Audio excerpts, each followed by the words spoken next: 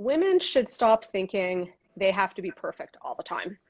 I Mm. think women often, are really hyper self-critical. We're taught that. We think that we have to be like the perfect candidate for a job before we'll apply for it. We give ourselves a really hard time whenever we don't, do everything perfectly right. And I think to be more willing to take a risk, have that self-confidence to say, yeah, I'm going to apply for that job. You know what, maybe I'm 2 years away from actually being qualified for it, but I'm going to take a chance because I'm going to learn something from the experience no matter what. When I was on mat leave with my twins, and I had been, I was kind of, I had a 4-year-old and twins. And so life was a bit of a whirlwind.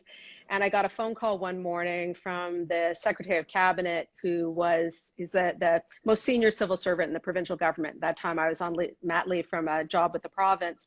And she offered me a job as her counsel in her office. So kind of, a really, prestigious, really great opportunity.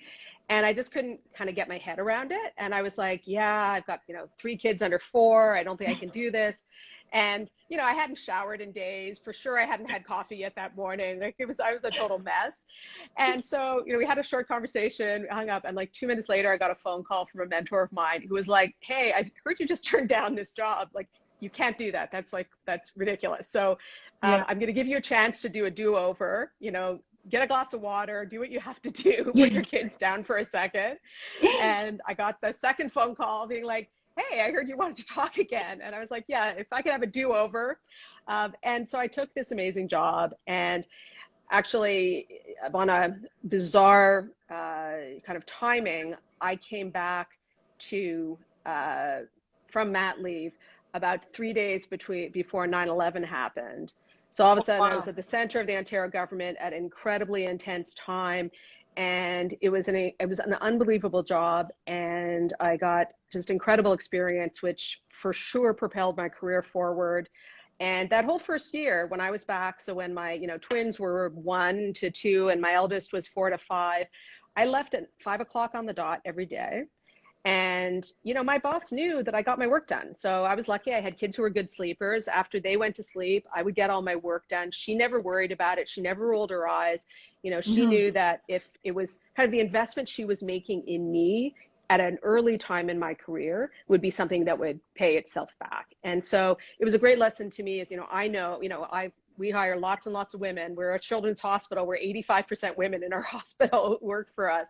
And the investment you can make in women in the early time of their career when they have young kids, and give them the flexibility they need to do their jobs and raise their families.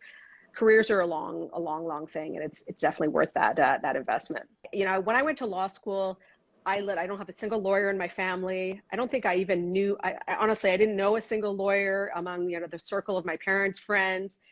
It was just something I thought was a practical thing to study after I finished my BA. And then, I actually fell in love with it, but I never, I didn't have that clear plan going forward. But I can tell you with 100% certainty, I never would have guessed that I would end up where I am now.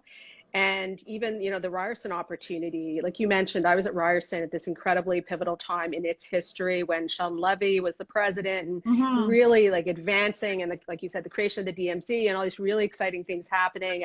And again, I never would have predicted that. There were opportunities that presented themselves mostly because, just in the way that you did with me. And, when we connected, I've always made a point of really connecting with a lot of people, taking advantage of how generous people are with their time and willing to share their experiences.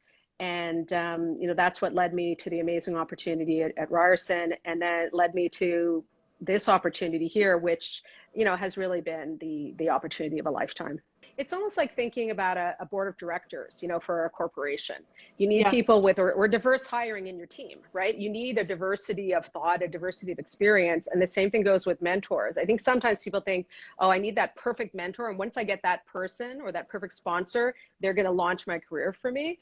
And I think that puts too much pressure on any one relationship, right? It would be Mm-hmm. like, I don't know, once you got married, you never had another friend for the rest of your life, like everybody brings their strengths, and if you can, build that group of people who mentor you in different aspects of your career, different aspects of your life, I think that's really powerful. And for me, a lot of the time, it's what sometimes we call reverse mentors, people who are younger than me, earlier in their career, but they know things I don't know because they work in a different environment or because they're younger than me. Like when I first started doing social media, I reached out to students at Ryerson and I was like, hey, so this Twitter thing, like, can some of you come around me and help me do it properly? Because I felt like such a fish out of water. I had no idea what I Yeah. was doing, but I was really lucky. I was working in a university, and so I could kind of call out to students to help me, and they were mentoring me, there's no question, and I was learning from them. So I think having that open mind about mentorship is really great.